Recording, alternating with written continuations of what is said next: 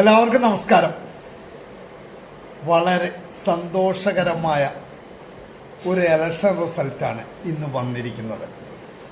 കേരളത്തിലും തമിഴ്നാട്ടിലും ആസാമിലും പോണ്ടിച്ചേരിയിലും പിന്നെ പശ്ചിമ ബംഗാളിലും ഈ 4 സ്റ്റേറ്റുകളിൽ നിന്നും ഒരു കേന്ദ്രഭരണ പ്രദേശത്തു നിന്നും വന്നിരിക്കുന്ന ഇലക്ഷൻ റിസൾട്ട് വളരെ സന്തോഷം നൽകുന്ന ഒരു റിസൾട്ടാണ്. കേരളത്തിൽ 1 അല്ല 2 അല്ല 3 സീറ്റുകളാണ് ഭാരതീയ ജനതാ പാർട്ടിക്ക്. ഒ രാജഗോപാൽ MLA തോൽപ്പിച്ചു എന്ന് അഹങ്കാരത്തോടെ പറഞ്ഞു നടന്നിരുന്ന, മന്ത്രി അപ്പൂപ്പൻ എന്ന് സ്വയം പ്രഖ്യാപിച്ച് നടന്നിരുന്ന ശിവൻകുട്ടിയെ തോൽപ്പിച്ച് നേമത്ത് രാജീവ് ചന്ദ്രശേഖരൻ വിജയിച്ചിരിക്കുന്നു.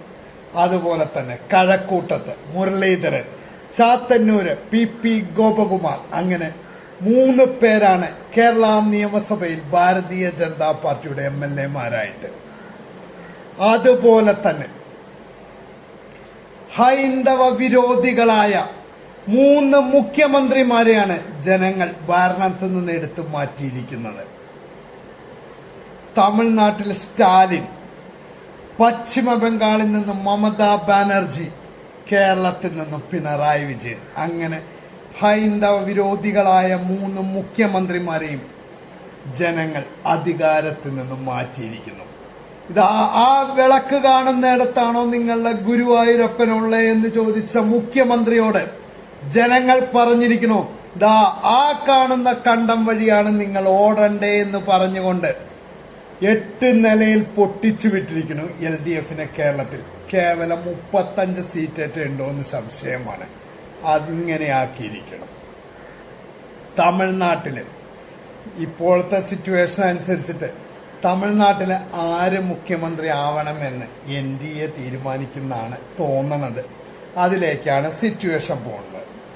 പശ്ചിമ ബംഗാളിൽ മമതാ ബാനർജി അധികാരത്തിൽ നിന്ന് എടുത്ത് വലിച്ചെറിഞ്ഞ് ഭാരതീയ ജനതാ പാർട്ടിയുടെ നേതൃത്വത്തിൽ പശ്ചിമ ബംഗാൾ ഭരിക്കാൻ പോകുന്നു.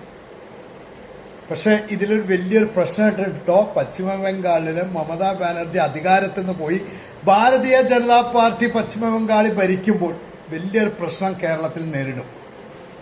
എന്താന്ന് ചോദിച്ചു കഴിഞ്ഞാൽ, കേരളത്തിലെ ഹോട്ടലുകളിലൊക്കെ പൊറാട്ട അടിക്കാനും ചപ്പാത്തി ഉണ്ടാക്കാനൊക്കെ വന്നിരിക്കുന്ന ബംഗാളികൾ തിരിച്ചിഞ്ഞി അവരുടെ നാട്ടിലേക്ക് തന്നെ പോകും. കാരണം ഇത്രയും കാലം അവിടെ നിന്ന് മമതയെ പേടിച്ചിട്ട് അവിടെയുള്ള കമ്മ്യൂണിസ്റ്റുകാരായിരുന്നു ഈ കേരളത്തിൽ വന്ന് പൊറാട്ട അടിക്കാനും ചപ്പാത്തി ചൂടാനൊക്കെ വന്നിരുന്നത്.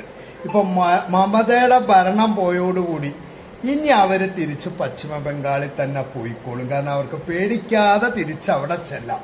ഇത്രയും കാലം പേടിച്ചിട്ട് പോവാതെയാണ് അവർ ഈ കേരളത്തില് പൊറാട്ടയും ചപ്പാത്തിയും ഒക്കെ അടിച്ചുകൊണ്ടിരുന്നത്.